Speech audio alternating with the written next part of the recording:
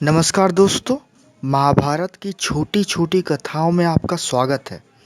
आज हम सब बात करेंगे जन्मेजय के भाइयों को शाप और गुरु सेवा की महिमा के बारे में। शुरू करने से पहले चैनल सब्सक्राइब अवश्य करें और बेल आइकन भी दबाएं ताकि मेरे नए वीडियोस की नोटिफिकेशंस आपको मिलती रहे। और वीडियो पसंद आए तो लाइक, कमेंट और शेयर अवश्य करें। धन्यवाद। उग्रसेवा जी ने कहा, ऋषियों, परीक्षित नंदन जन्मेजय अपने भाइयों के साथ कुरुक्षेत्र में एक लंबा यज्ञ कर रहे थे। उनके 3 भाई थे, श्रुतसेन, उग्रसेन और भीमसेन। उस यज्ञ के अवसर पर वहां एक कुत्ता आया। जन्मेजय के भाइयों ने उसे पीटा और वह रोता चिल्लाता अपनी माँ के पास आया। रोते चिल्लाते कुत्ते से माँ ने पूछा, बेटा, तू क्यों रो रहा है? किसने तुझे मारा है? उसने कहा, माँ, मुझे जन्मेजय के भाइयों ने पीटा है। माँ बोली, बेटा, तुमने उनका कुछ न कुछ अपराध किया होगा। कुत्ते ने कहा, माँ, न मैंने भविष्य की ओर देखा और न किसी वस्तु को चाटा ही। मैंने तो कोई अपराध नहीं किया। यह सुनकर माता को बड़ा दुख हुआ और वह जन्मेजय के यज्ञ में गई। उसने क्रोध से कहा, मेरे पुत्र ने भविष्य को देखा तक नहीं, कुछ चाटा भी नहीं, और भी इसने कोई अपराध नहीं किया। फिर इसे पीटने का कारण? जन्मेजय और उनके भाइयों ने इसका कोई उत्तर नहीं दिया। कुतिया ने कहा, तुमने बिना अपराध मेरे पुत्र को मारा है, इसलिए तुम पर अचानक ही कोई महान भय आवेगा। देवताओं की कुतिया शर्मा का यह शाप सुनकर जन्मेजय बड़े दुखी हुए और घबराए भी। यज्ञ समाप्त होने पर वे हस्तिनापुर आए और एक योग्य पुरोहित ढूंढने लगे जो इस अनिष्ट को शांत कर सके। एक दिन वे शिकार खेलने गए। घूमते घूमते अपने राज्य में ही उन्हें एक आश्रम मिला। उस आश्रम में श्रुतसवा नाम के एक ऋषि रहते थे। उनके तपस्वी पुत्र का नाम था सोमश्रवा। जन्मेजय ने उस ऋषि पुत्र को ही पुरोहित बनाने का निश्चय किया। उन्होंने श्रुतसवा ऋषि को नमस्कार करके कहा, भगवान, आपके पुत्र मेरे पुरोहित बने। ऋषि ने कहा, मेरा पुत्र बड़ा तपस्वी और स्वाध्याय संपन्न है। यह आपके सारे अनिष्टों को शांत कर सकता है। केवल महादेव के शाप को मिटाने में इसकी गति नहीं है, परंतु इसका एक गुप्त व्रत है। वह यह कि यदि कोई ब्राह्मण इससे कोई चीज मांगेगा तो यह उसे अवश्य दे देगा। यदि तुम ऐसा कर सको तो इसे ले जाओ। जन्मेजय ने ऋषि की आज्ञा स्वीकार कर ली। वे सोमश्रवा को लेकर हस्तिनापुर आए और अपने भाइयों से बोले, मैंने इन्हें अपना पुरोहित बनाया है। तुम लोग बिना विचार के ही इनकी आज्ञा का पालन करना। भाइयों ने उनकी आज्ञा स्वीकार की। उन्होंने तक्षशिला पर चढ़ाई की और उसे जीत लिया। उन्हीं दिनों उस देश में आयुर्दौम्य नाम के एक ऋषि रहा करते थे। उनके 3 प्रधान शिष्य थे, आरुणि, उपमन्यु और वेद। इनमें आरुणि पांचाल देश का रहने वाला था। उसे उन्होंने एक दिन खेती में मेड़ बांधने के लिए भेजा। गुरु की आज्ञा से आरुणि खेत पर गया और प्रयत्न करते करते हार गया, तो भी उससे बांध न बंधा। जब वह तंग आ गया तो उसे एक उपाय सूझा। वह मेड़ की जगह स्वयं लेट गया। इससे पानी का बहना बंद हो गया। कुछ समय बीतने पर आयुर्दौम्य ने अपने शिष्यों से पूछा कि आरुणि कहाँ गया? शिष्यों ने कहा, आपने ही तो उसे खेती मेड़ बांधने के लिए भेजा था। आचार्य ने शिष्यों से कहा कि चलो, हम लोग भी जहाँ वह गया है वहीं चले। वहां जाकर आचार्य पुकारने लगे, आरुणि, तुम कहाँ हो? आओ बेटा। आचार्य की आवाज पहचानकर आरुणि उठ खड़ा हुआ और उनके पास आकर बोला, भगवान, मैं यहाँ हूँ। खेत से जल बहा जा रहा था। जब उसे मैं किसी प्रकार नहीं रोक सका तो स्वयं ही मेड़ के स्थान पर लेट गया। अब यकायक आपकी आवाज सुन मेड़ तोड़कर आपकी सेवा में उपस्थित हुआ हूँ। आपके चरणों में मेरा प्रणाम है। आज्ञा कीजिए, मैं आपकी क्या सेवा करूं? आचार्य ने कहा, बेटा, तुम मेड़ के बांध को उद्लन तोड़ ताड़ के उठ खड़े हुए हो, इसलिए तुम्हारा नाम उद्लाक होगा। फिर कृपा दृष्टि से देखते हुए आचार्य ने कहा, बेटा, तुमने मेरी आज्ञा पालन किया है, इसलिए तुम्हारा और भी कल्याण होगा। सारे वेद और धर्मशास्त्र तुम्हें ज्ञात हो जाएंगे। अपने आचार्य का वरदान पाकर वह अपने अभिष्ट स्थान पर चला गया। अयोध्या के दूसरे शिष्य का नाम था उपमन्यु। आचार्य ने उसे यह कहकर भेजा कि बेटा, तुम गौ की रक्षा करो। आचार्य की आज्ञा से वह गाय चराने लगा।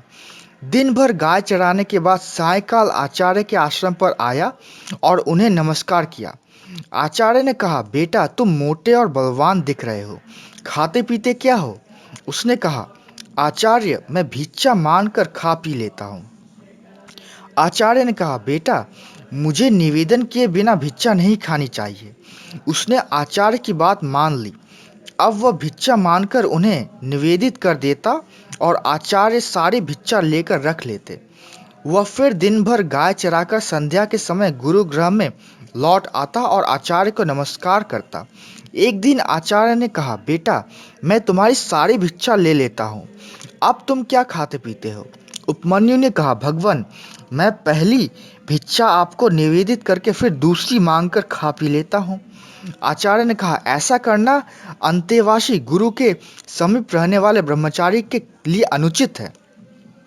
तुम दूसरे भिक्षार्थियों की जीविका में अड़चन डालते हो और इससे तुम्हारा लोभ भी सिद्ध होता है।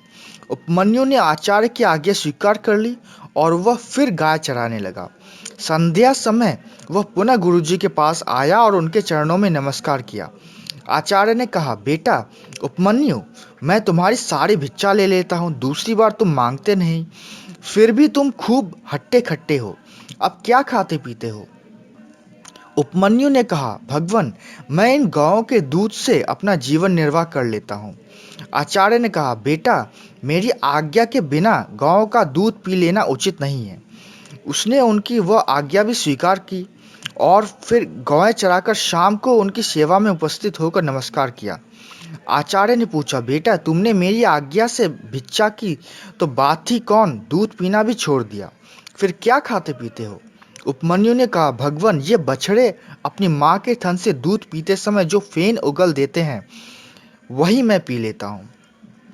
आचार्य ने कहा, राम राम, ये दयालु बछड़े तुम पर कृपा करके बहुत सा फेन उगल देते होंगे। इस प्रकार तो तुम इनकी जीविका में अड़चन डालते हो, तुम्हें वह भी नहीं पीना चाहिए। उसने आचार्य की आज्ञा शिरोधार्य की।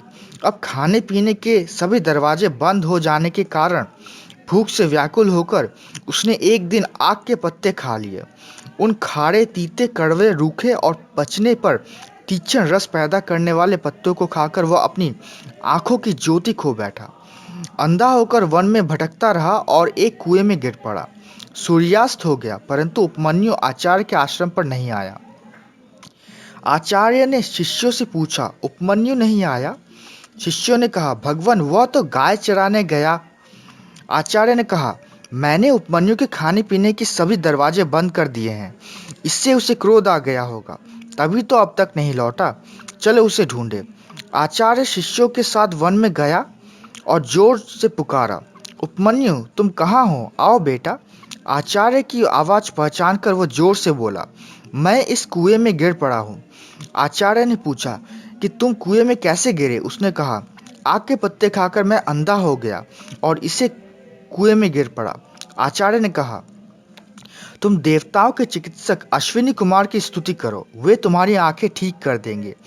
तब उपमन्यु ने वेद की ऋचाओं से अश्विनी कुमारों की स्तुति की।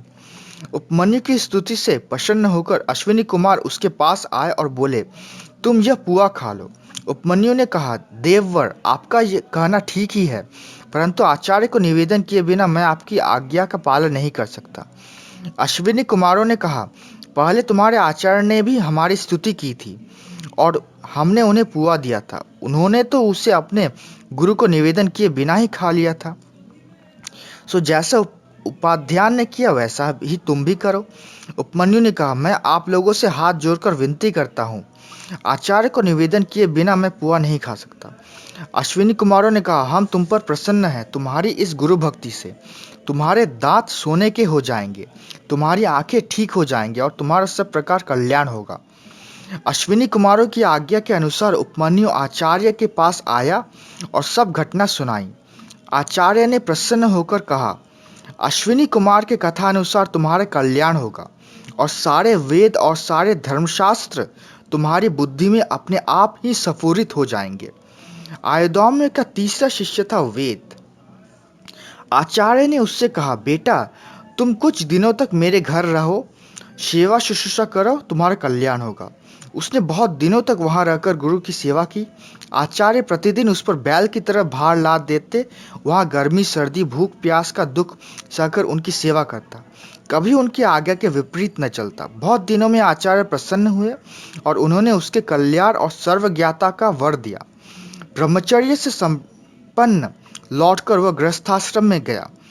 वेद के भी 3 शिष्य थे, परंतु वे उन्हें कभी किसी काम या गुरु सेवा का आदेश नहीं करते थे। वे गुरु ग्रह के दुखों को जानते थे और शिष्यों को दुख देना नहीं चाहते थे। एक बार राजा जन्मेजय और पौष्य ने आचार्य वेद को पुरोहित के रूप में वर्ण किया। वेद कभी पुरोहित के काम से बाहर जाते तो घर की देख रेख के लिए अपने शिष्य उत्तंक को नियुक्त कर जाते थे। एक बार आचार्य वेद ने बाहर से लौटकर अपने शिष्य उत्तंक को सदाचार पालन की बड़ी प्रशंसा सुनी। उन्होंने कहा, बेटा तुमने धर्म पर दृढ़ रहकर मेरी बड़ी सेवा की है, मैं तुम पर प्रसन्न हूँ, तुम्हारी सारी कामनाएं पूर्ण होंगी, अब जाओ। उत्तंक ने प्रार्थना की, आचार्य मैं आपको कौन सी प्रिय वस्तु भेंट में दूं? आचार्य ने पहले तो अस्वीकार किया, पीछे कहा कि अपनी गुरुवाणी से पूछ लो। जब उत्तंक ने गुरुवाणी से पूछा तो उन्होंने कहा, तुम राजा पौष्य के पास जाओ और उनकी रानी के कानों के कुंडल मांग लाओ। मैं आज के चौथे दिन उन्हें पहनकर ब्राह्मणों को भोजन परसना चाहती हूँ। ऐसा करने से तुम्हारा कल्याण होगा, अन्यथा नहीं। उत्तंक ने वहां से चलकर देखा कि अब बहुत लंबा चौड़ा पुरुष बड़े भारी बैल पर चढ़ा हुआ है। उसने उत्तंक को संबोधन करके कहा कि तुम इस बैल का गोबर खा लो। उत्तंक ने ना कर दिया। वह पुरुष फिर बोला, उत्तंक तुम्हारे आचार्य ने पहले इससे खाया है, सोच विचार मत करो, खा जाओ। उत्तंक ने बैल का गोबर और मूत्र खा लिया और शीघ्रता के कारण बिना रुके कुल्ला करता हुआ ही वहां से चल पड़ा। उत्तंक ने राजा पौष्य के पास जाकर उन्हें आशीर्वाद दिया और कहा कि मैं आपके पास कुछ मांगने के लिए आया हूँ। पौष्य ने उत्तंक का अभिप्राय जानकर उसे अंतःपुर में रानी के पास भेजा दिया, परंतु उत्तंक को रानीवास में कहीं भी रानी दिखाई नहीं दी। वहां से लौटकर उसने पौष्य को उलाहना दिया कि अंतःपुर में रानी नहीं है। पौष्य ने कहा, भगवान मेरी रानी पतिव्रता है, उसे उच्चिष्ट या अपवित्र मनुष्य नहीं देख सकता। उत्तंक ने स्मरण करके कहा कि हाँ, मैंने चलते चलते आचमन कर लिया था। पौष्य ने कहा, ठीक है, चलते चलते आचमन करना निषिद्ध है, इसलिए आप झूठे हैं। अब उत्तंक ने पूर्वाभिमुख बैठकर हाथ पैर मुंह धोकर शब्द फेन और उष्णता से रहित एवं हृदय तक पहुंचने योग्य जल से 3 बार आचमन किया और 2 बार मुंह धोया। इस बार अंतःपुर में जाने पर रानी दिख पड़ी और उसने उत्तंक को शतपात्र समझकर अपने कुंडल दे दिए। साथ ही यह कहकर सावधान भी कर दिया कि नागराज तक्षक ये कुंडल चाहता है, कहीं तुम्हारी असावधानी से लाभ उठाकर वह ले न जाए। मार्ग में चलते समय उत्तंक ने देखा कि उसके पीछे पीछे एक नग्न क्षण चल रहा है, कभी प्रकट होता है और कभी छिप जाता है। एक बार उत्तंक ने कुंडल रखकर जल लेने की चेष्टा की, इतने ही में वह क्षणक कुंडल लेकर अदृश्य हो गया। नागराज तक्षक ही उस वेश में आया था। उत्तंक ने इंद्र के वज्र की सहायता से नागलोक तक उसका पीछा किया। अंत में भयभीत होकर तक्षक ने उसे कुंडल दे दिए। उत्तंक ठीक समय पर अपनी गुरुवाणी के पास पहुंचा और उन्हें कुंडल देकर आशीर्वाद प्राप्त किया। अब आचार्य से आज्ञा प्राप्त करके उत्तंक हस्तिनापुर आया। वह तक्षक पर अत्यंत क्रोधित था और उससे बदला लेना चाहता था। उस समय तक हस्तिनापुर के सम्राट जन्मेजय तक्षशिला पर विजय प्राप्त करके लौट चुके थे। उत्तंक ने कहा, राजन, तक्षक ने आपके पिता को डसा है, आप उससे बदला लेने के लिए यज्ञ कीजिए। कश्यप आपके पिता की रक्षा करने के लिए आ रहे थे, परंतु उसने उसे लौटा दिया। अब आप सर्पसत्र कीजिए और उसकी प्रज्वलित अग्नि में उस पापी को जलाकर भस्म कर डालिए। उस दुरात्मा ने मेरा भी कम अनिष्ट नहीं किया है। आप सर्वसत्र करेंगे तो आपके पिता की मृत्यु का बदला चुकेगा और मुझे भी प्रसन्नता होगी। तो आज के लिए बस इतना ही दोस्तों, धन्यवाद।